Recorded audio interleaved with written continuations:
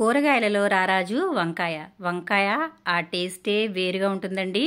వంకాయ ఇష్టపడని వాళ్ళంటూ ఉంటారా?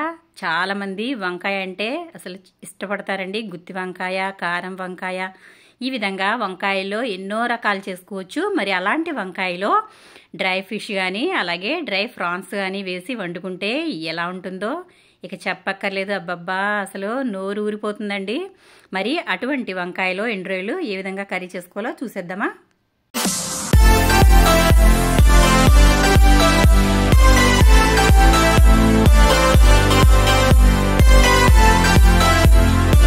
నేను ఇక్కడ ఎండు రొయ్యలు అలాగే పావు కిలో వరకు వంకాయలు అయితే తీసుకున్నాను. ఎండు రొయ్యలని ఈ విధంగా శుభ్రం చేసుకున్నానండి. తల అలాగే కాళ్ళు అన్నీ తీసేసి ఈ విధంగా అయితే ఒలిచి పెట్టేసుకున్నాను. వీడియో లెంత్ ఎక్కువైపోతుందని మీకు ఇది వలవడం అనేది చూపించలేదు. చూసారు కదా, ఈ విధంగా వలిచి పెట్టుకున్న ఎండు రొయ్యలలో వేడి నీళ్ళు వేస్తున్నానండి. ఈ విధంగా వేడి నీళ్ళు వేయడం వల్ల రొయ్యలలో ఉన్న డస్ట్ అంతా పోతుంది. అలాగే ఇసుక కూడా ఉంటుందండి రొయ్యల్లో, మరి అదంతా కూడా చక్కగా బయటకు పోతుంది. ఈ విధంగా వేడి నీళ్ళు వేసుకుని ఇవి చల్లారే వరకు ఇవి పక్కన పెట్టేసుకోవాలి. ఇప్పుడు స్టవ్ వెలిగించుకుని బాండి పెట్టుకుంటున్నాను. ఇప్పుడు ఇందులో ఆయిల్ వేసుకుందాము. నేను ఇక్కడ ఆవ నూనె వాడుతున్నానండి, మస్టర్డ్ ఆయిల్ వాడుతున్నాను.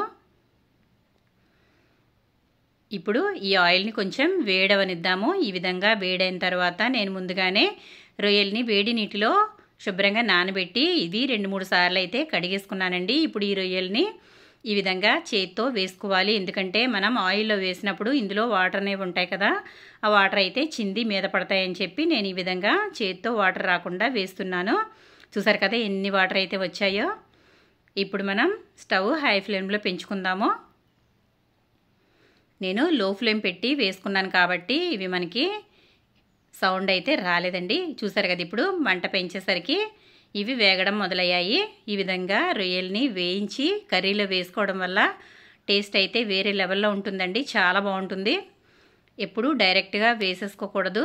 ఈ విధంగా వేయించి వేసుకోవడం వల్ల టేస్ట్ అనేది చాలా బాగుంటుంది. నేనైతే ఎప్పుడైనా సరే డ్రై ఫిష్ కానీ అలాగే డ్రై ఫ్రాన్స్ కానీ ఎండు రొయ్యలు కానీ ఇలాగే వండుతానండి. వేయించే వేస్తాను. అప్పుడే కర్రీ అనేది చాలా బాగుంటుంది. తినని వాళ్ళు కూడా చాలా ఇష్టంగా తింటారు. ఈ వాసనకే కడుపు నిండిపోతుందండి. చాలామంది నాన్ వెజ్ ప్రియులు ఉంటారు కదా, వాళ్ళైతే అసలు రోజు పండగ చేసుకుంటారండి ఈ విధంగా కర్రీస్ వండుకుంటే కనుక. చూసారు కదా, రొయ్యలు అయితే చక్కగా వేగిపోయాయి. ఇప్పుడు వీటిని బౌల్లోకి తీసేసుకుంటున్నాను.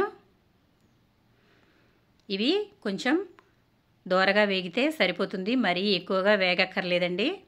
ఈ విధంగా కొంచెం కలర్ వచ్చే వరకు వేయించుకుంటే సరిపోతుంది. ఇప్పుడు మిగిలిన ఆయిల్లో మనం ఉల్లిపాయలు పచ్చిమిర్చి వేసుకుందాం. నేను ఇక్కడ ఒక పెద్ద ఉల్లిపాయ తీసుకున్నాను, అలాగే 2 చిన్న టమాటాలు, 4 పచ్చిమిర్చి తీసుకున్నాను. ఈ విధంగా ఇప్పుడు కట్ చేసుకున్న వాటిని ఇందులో వేసుకోవాలి. ఎప్పుడైనా వంకాయ కూరలో కారం కానీ పచ్చిమిర్చి కానీ ఎక్కువ వేసుకుంటే కర్రీ అనేది చాలా బాగుంటుందండి. అసలు నోట్లోంచి నీళ్ళు వచ్చేస్తాయి, అంత టేస్టీగా ఉంటుంది. నేనైతే వంకాయ కూరలో ఎప్పుడైనా పచ్చిమిర్చి ఎక్కువగానే వేస్తానండి. కొంచెం కారం కూడా బాగానే దట్టిస్తాను. చూసారు కదా, ఇప్పుడు ఈ ఉల్లిపాయలు పచ్చిమిర్చి చక్కగా వేగిపోయాయి. ఈ విధంగా దోరగా వేగిన తర్వాత టమాటాలు వేసుకుందాము. మామూలుగా అయితే నేను టమాటా ఎక్కువగానే వాడతానండి, కానీ టమాటాలు ఎక్కువ కాస్ట్ ఉన్నాయి కదా, అందుకే నేను ఇక్కడ 2 టమాటాలు మాత్రమే తీసుకున్నాను. ఈ విధంగా వంకాయలో టమాటా వేసి వండుకోవడం వల్ల కర్రీ అనేది చాలా బాగుంటుంది. ఇందులో ఇంకా ఏ పులుపు వేయవలసిన అవసరం ఉండదండి. ఈ విధంగా వండుకోవడం వల్ల వంకాయకి టమాటా వల్ల పులుపు అనేది యాడ్ అవుతుంది కాబట్టి చాలా బాగుంటుంది. ఇప్పుడు ఇది కొంచెం మగ్గనిద్దాము. మూత పెట్టుకుందామండి. ఒక 2 నిమిషాల పాటు ఈ విధంగా మగ్గిన తర్వాత ఇప్పుడు మూత అనేది తీసి చూద్దాము. ఇది కొంచెం కాలుతూ ఉందండి, కాబట్టి ఈ విధంగా క్లాత్తో తీసుకోవాలి. చూసారు కదా, నేను ఇక్కడ మూత తీసి ఇప్పుడు ఒకసారి కలుపుకుంటున్నాను. ఈ విధంగా టమాటా అనేది చక్కగా మగ్గిపోనివ్వాలి. ఈ విధంగా మగ్గిన తర్వాత ఇప్పుడు మనం ఇందులో కట్ చేసుకున్న వంకాయల్ని వేసుకుందాము. వంకాయల్ని నేను వాటర్లో వేసి ఉప్పు వేసి పెట్టానండి. ఈ విధంగా పెట్టడం వల్ల వంకాయ అనేది కండ్రెక్కకుండా ఉంటుంది, అలాగే నల్లగా కూడా అవ్వవు. ఈ విధంగా ఇప్పుడు వాటర్ అనేవి రాకుండా వంకాయ ముక్కలు వేసుకోవాలి. చూసారు కదా, ఈ విధంగా వేసుకున్న తర్వాత ఒకసారి వీటిని అన్నీ చక్కగా కలుపుకోవాలి. ఈ విధంగా కలిపేసుకోవాలండి. వంకాయ కూర అంటే చాలా త్వరగా అయిపోతుందండి. మనకి త్వరగా అయిపోయే కర్రీస్లో ఎగ్ కర్రీ ఒకటి, అలాగే వంకాయ ఒకటండి. చాలా త్వరగా అయిపోతుంది. మనం స్పీడ్గా వంట చేయాలనుకున్నప్పుడు ఈ విధంగా వంకాయ కూర చేసుకోవడం వల్ల మనకి టైం అనేది చాలా సేవ్ అవుతుంది. ఇప్పుడు ఈ విధంగా ఒకసారి కలుపుకున్న వంకాయల్లో ఉప్పు వేసుకుందామండి. 1.5 స్పూన్ వరకు నేను ఉప్పు అయితే వేసాను. అలాగే కొంచెం పసుపు వేస్తున్నాను. ఈ విధంగా వంకాయలు మగ్గేటప్పుడు ఉప్పు పసుపు వేసుకోవడం వల్ల వంకాయలు అనేవి త్వరగా మగ్గుతాయి. వంకాయనే కాదండి, ఏ కూరగాయల్లో అయినా సరే ఉప్పు వేసుకోవడం వల్ల కూరగాయలు అనేవి త్వరగా మగ్గిపోతాయి.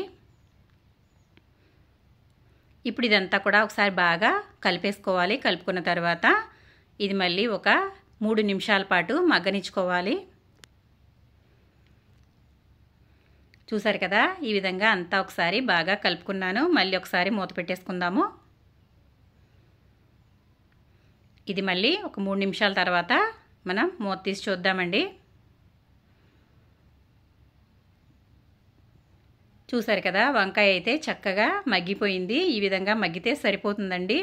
మరీ ఎక్కువగా మగ్గినా కూడా వంకాయ అనేది పేస్ట్ అయిపోతుంది. వంకాయ ముక్కలుగా కనిపిస్తేనే కర్రీ అనేది బాగుంటుంది. చాలామంది గుజ్జుగా కూడా ఇష్టపడతారండి. మీకు ఏ విధంగా తినాలనిపిస్తే ఆ విధంగా అయితే వంకాయని చక్కగా మగ్గపెట్టుకోవచ్చు. నేనైతే కొంచెం ముక్కలుగా ఉండేటట్లే కర్రీ అనేది చేస్తాను. చూసారు కదా, వంకాయ అయితే మనకి చక్కగా మగ్గిపోయింది.